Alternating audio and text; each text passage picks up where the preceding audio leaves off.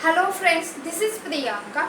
Today we are going to solve a problem on Hartnell governor, which is spring-loaded governor. In this video we are going to understand how to draw the diagram as per given data. And we are going to make the calculation with the help of diagram. Now first I will read what is the given problem. In a spring-loaded governor of Hartnell type, the mass of each ball is 5 kg and the lift of sleeve is 50 mm. The speed at which the governor begins to float is 240 rpm, and at this speed the radius of ball path is 110 mm. The mean working speed of governor is 20 times the range of speed when the friction is neglected.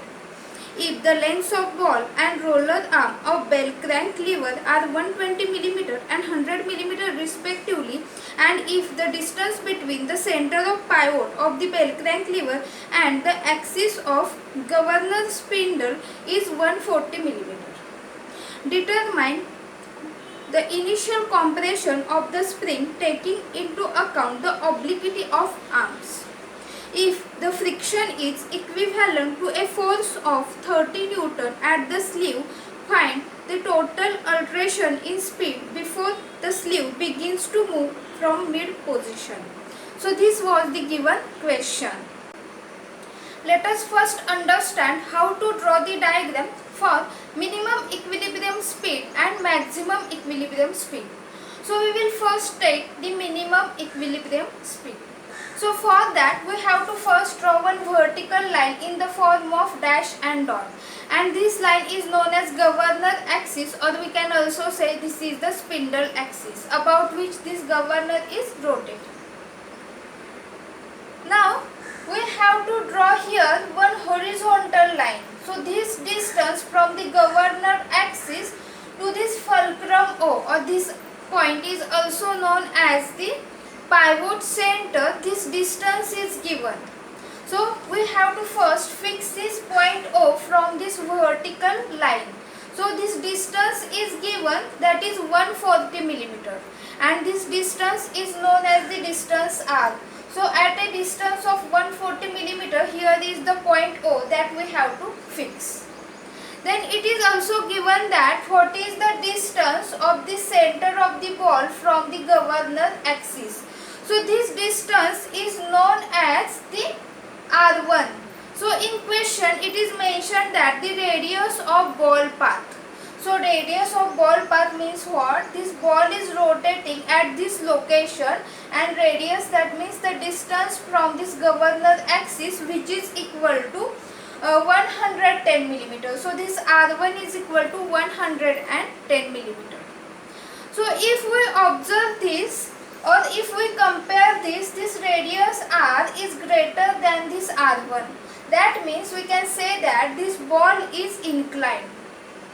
So we have to show this position of the ball, or we can say that this is the ball arm. So ball arm length, that is known as X, and which is also given, that is equal to 120 mm. So we have to draw here one inclined line that is equal to 120 mm, and that is nothing but the ball arm, and we will show here that length with notation X. Then as this is inclined, because this is the vertical line, with this vertical line here is the inclination of the ball arm. So we know that in bell crank lever, this ball arm and this roller arm both are perpendicular to each other, and there is no any relative motion in between them. So we have to draw one perpendicular line for this inclined line. So here is this line, and this line is known as the roller arm, and the length of roller arm, it is also given, that is 100 mm. So we have to give here the notation as a Y, as both these lines are inclined. So if I take one horizontal distance from this point O to the end point of this roller arm, then we will say here as a Y1. And then if I take one vertical distance for the end point of this ball arm with this point O1, then this is known as the X1. And here is the total distance R for this pivot center to the spindle axis, that is R, and here is the length of the radius of this ball arm. So here this is the distance r1. So r minus r1 is nothing but a1. So we have to plot here as a a1. As ball is rotating, we know that there is a centrifugal force that will act in radially outward direction. So we have to show from the center, here is the centrifugal force Fc1. Because of the mass of the ball, there is the weight, and weight will act through center in vertically downward direction. So from center, we have to draw one vertically downward direction line, that is nothing but mg. Then here at the end point of this roller arm, we have to show here the central weight. Now this is spring loaded governor, and that's why we have to also consider what is the spring force. So spring force we will consider here as S1. So mg plus S1 divided by 2. This is the total central load that will act through this end point of this roller arm. Then here, what is the total height, that is vertical height from this, this is the initial position. So at minimum equilibrium speed, in how much height it is getting inclined, that vertical height, that is nothing but h1. So here we have to give notation, that is h1. So this is all about how to draw the diagram, and some information that such as the value of r1 is given. So from that we can calculate a1. Then here x and y is also given. So from that we can calculate x1 and y1. Now we will move for the next. So next data is given, mean working speed is 20 times the range of speed. So what is the mean working speed? So working speed is nothing but, mean working speed is nothing but omega 1 plus omega 2 by 2. And what is the range of speed? So range of speed during minimum equilibrium speed and maximum equilibrium speed, that difference is known as the range of speed, that is omega 1 minus omega 2. So as per this given condition, we can say that mean working speed notation is omega.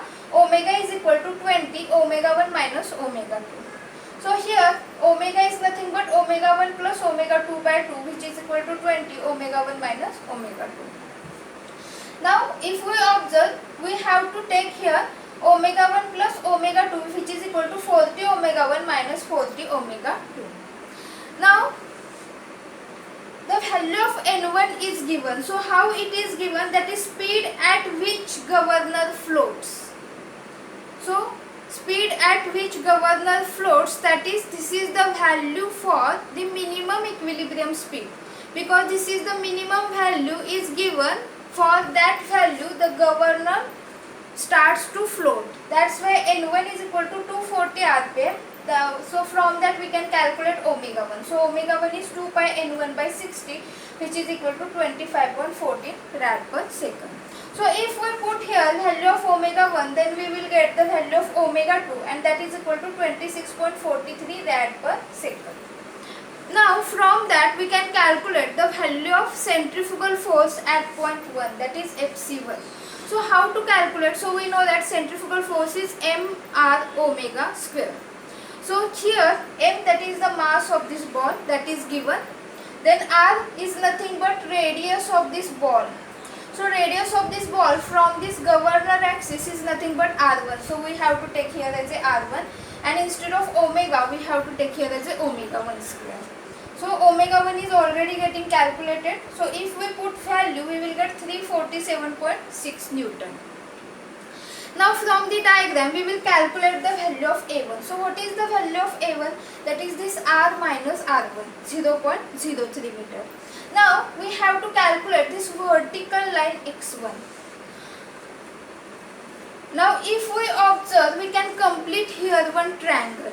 So here is the inclined line x, this is the vertical distance x1, and if I join here this line with the center of this ball, then I will get from center of the ball up to this vertical line, this distance is A1. So this x is known, A1 is known, this is the right angle triangle. So we have to find out this other side x1. So how to find out? So for this right angle triangle we can say that x1 is equal to under root of x square minus A1 square. So when we put value, we will get get 0.1162 meter. Then in the same way, how to find out this value of y1? So again we will make here one construction. So if we observe, I will attach the end point with this vertical line. So in the form of dash line. So here this vertical height is nothing but h1. This inclined line is nothing but y, and this total distance is nothing but y1. So here is also right angle triangle. So here y1 is equal to y square under root of y square minus h1 square. But what is the value of h1? Now here the total distance h is given. So this h is equal to, that is given at the lift of slew. So this lift of slew, that is total is given. That is h1 plus h2, which is h1 plus h2, that is equal to h, and that is given here 50 millimeter. So we have to take h1 is equal to h by 2, which is equal to 0.025. So h1 is equal to 0.025 square under root of, so answer is 0.0986. So all the values are calculated. That is what is the value of a1, x1 and y1. Now we will take the moment about point O. So because point O is the pivoted point, so we will take the moment with the help of compass. So we know that moment means what? Force multiplied by perpendicular distance. So how to take? So if I take O as a center and move the compass in the direction of centrifugal force, that is in this direction, then what is the direction? So direction is in anti-clockwise direction. So I will take this force Fc1 multiplied by perpendicular distance, that is x1. So here is Fc1 into x1. Now there is the weight mg, that is in the downward direction. So again I have to take O as a center and move the compass in the direction of mg. So here is the clockwise direction, that is opposite to this. So I have to take minus mg multiplied by what is the perpendicular distance. So perpendicular distance is nothing but this a1, because if I extend this point O, then here is the distance a1. So minus mg into a1. And then in the same way, here is the mg plus s1 by 2. So again if I take the compass and move the compass in the direction of mg plus s1, then again it is in the clockwise direction. So it is on the opposite side. So we can take here on the opposite side, or on the same side. If we write here, we have to give the minus sign. So on the opposite side, because minus sign will become plus, so with opposite side we will say mg plus s1 by 2 multiplied by this perpendicular distance is y1. So here this is the formula. Now we will put all the values or all the known values in this formula, and we will calculate the value of spring force. We will consider here the central load, that is capital M is equal to 0. Then what is this equation? That is S1 by 2 into Y1, which is equal to Fc1 into x1 minus mg into a1. So we will put here the value 0 plus S1 by 2 into 0.0968 is equal to 347.6 into 0.1162 minus 5 into 9.81 into 0.03. So when we calculate this, we will get the answer 804 Newton.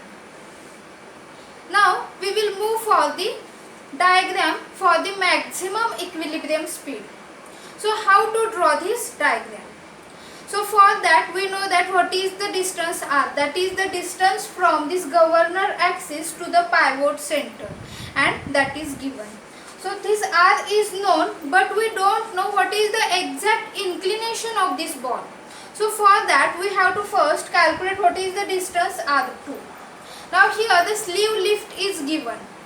So we have one formula in between r1, r2 and this slew lift h, and we have this formula h is equal to r2 minus r1 into y by x. So r2 is equal to r1 plus h into x by y.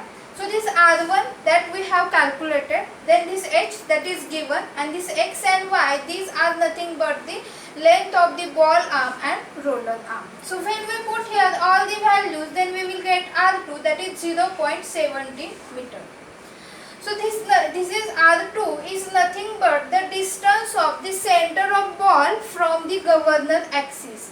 So we have to take the center of ball from the governor axis at a distance of 0.70 meter. So here is the inclination from this point O. So we have to show this inclined line is nothing but the length of ball arm X, and this ball arm and roller arm are perpendicular to each other. So we have to draw here one perpendicular line with length of Y. Then here is the centrifugal force that will act through the center of the ball in radially outward direction, that is Fc2. Here, because of mass of this ball, here is weight mg which will act in vertically downward direction, and because of the central load at this end of this roller arm, we have to show mg plus s2 by 2, because this Hartnell governor is spring loaded governor, and that's why we have to consider this spring force s2. So this is the diagram. Now if we observe here, we will calculate what is the centrifugal force Fc2. So we know that Fc is equal to mr omega square, but here r we have to use r2 and omega we have to use omega 2 square. So this omega is already calculated, that is 26.3 square, r2 0.17 m is 5. So 593.8 Newton. Now we will find out what is the value of this A2. So what is the value of A2? So from the diagram, this R2 minus R, that is equal to A2. And if we calculate this, we will get 0.03 meter, and that is nothing but which is equal to A1. Now we will find out what is the distance x2 and what is the distance y2. So for this vertical line, that is x2, which is the distance in between this pivot center to the center of this ball or fly ball. So for that, if I join here the center of the this fly ball and the line passing through this point O, then here is the right angle triangle. So this side is x, this side is A2, and this side is this vertical side is x2, and that we have to find out. But we know that A2 is equal to A1, and here x, that will remain same. So we can say that x2 is equal to x1. And what is the value of x1? That is 0.1162 meter. Then in the same way, if we observe here we have to find out y2. So for that, I will draw here one vertical line in the form of dash passing through this end point of this roller arm. So here is also right angle triangle. Here this y is known.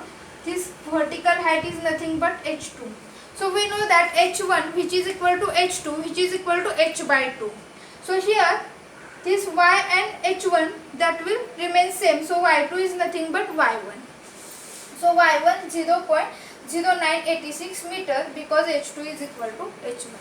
Now we will take moment about pivot center O. So moment, that means force multiplied by perpendicular distance. So if I take the center as a O, move the compass in the direction of centrifugal force, then here is the anti-clockwise direction. So I will say Fc2 multiplied by perpendicular distance x2. Then again, if I take center O, move the compass in the direction of mg, then again there is the anti-clockwise direction, that is the same direction. So I will again say plus mg multiplied by perpendicular distance a2. Now we will move for third. So if I take O as a center and move the compass in the direction of mg plus s2 by 2, then here is the clockwise direction. So this is the opposite direction. So if I want to write this equation in the same side, then I have to take minus sign, but I will take in the opposite side. So I will write E is equal to mg plus s2 by 2 multiplied by perpendicular distance, that is equal to y2. So here is the perpendicular distance. So all the values are known, so we can calculate s2, that is 1456 Newton.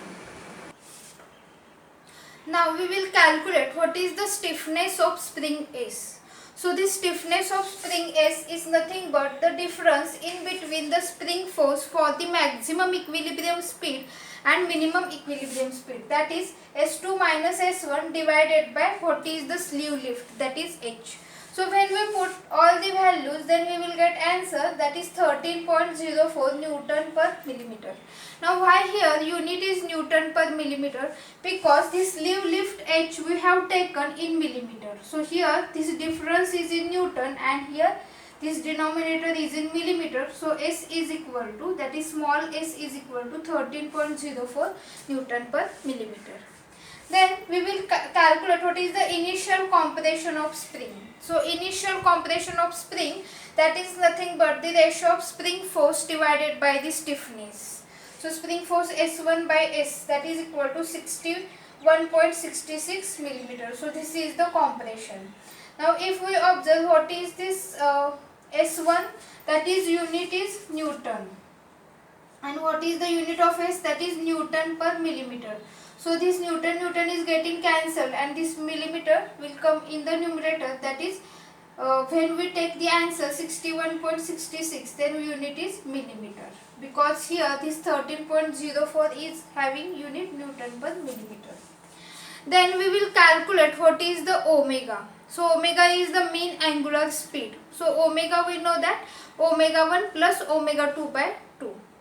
So here omega 1 and omega 2, that we have already calculated. So when we put value in this formula, then we will get 25.78 rad per second. Then this omega is nothing but 2 pi n by 60. So here the mean rotational speed, that is n, is equal to 246.2 rpm. Then we will calculate what is the spring force for mid position. So this is the minimum equilibrium speed, this is the maximum equilibrium speed, but what is the spring force at mid position, that is at this position. I have shown with the help of red marker. So what is this spring force? That is, we will say for minimum position it is S1, for maximum position it is S2, and for mid position we will say here this spring force will be S. So this S is nothing but this S1 plus H1S. So here if I show this is S, then this S is nothing but this S1 plus H1, this is H1 and S is the stiffness. So if we take here, that is S1 is 804 plus H1. So this H1 we will take here in millimeter, because here this stiffness is in Newton per millimeter. So this H1 is 25 millimeter multiplied by S, that is 13.04. So this millimeter is getting cancelled, because this H1 is in millimeter and here 13.04 is Newton per millimeter. So this millimeter is getting cancelled, and what is the answer? That is 1130 Newton. Now we will calculate what is the speed when slew begins to move in the downward direction. So for that we have formula, that is n dash is equal to n under root of s minus f by s. Then what is this s? So we know that s is the spring force at mid position. So this is, with the help of red marker I have shown the mid position. Now if we observe the condition, sleeve is moving in the downward direction, that is the motion of sleeve is in the downward direction. So what is the direction of frictional force? So frictional force we have to show in the opposite direction, that is in the upward direction. Now if we observe this diagram, this S is in the downward direction, this F is in the upward direction, that means both are in opposite direction. That's why we have to take the formula, that is S minus F divided by S, and N, that is the mean angular speed, that we have already calculated. So if we put the value, then we will get the answer 243 rpm. Now we will move for the next condition, that is speed when sleeve will move in the upward direction. So when the sleeve will move, that is the motion of sleeve is in the upward direction, then what is the direction of frictional force? In the opposite direction, that is in the downward direction. Now if we observe this diagram, that is the spring force at mid position, that is also in downward direction, this F is also in downward direction. That's why we have to refer here as a plus sign. And what is the speed? That means we will use notation n double dash. So n double dash is equal to n under root of s plus f by s. So this is the formula. So when we put all the values, we will get 249 rpm. Now we have to find out what is the range of speed. So range of speed when this sleeve will move in the downward direction and sleeve will move in the upward direction. So this range is nothing but the difference in between this n double dash and n dash, that is 249 minus 243, which is equal to 6 rpm, and this is the answer.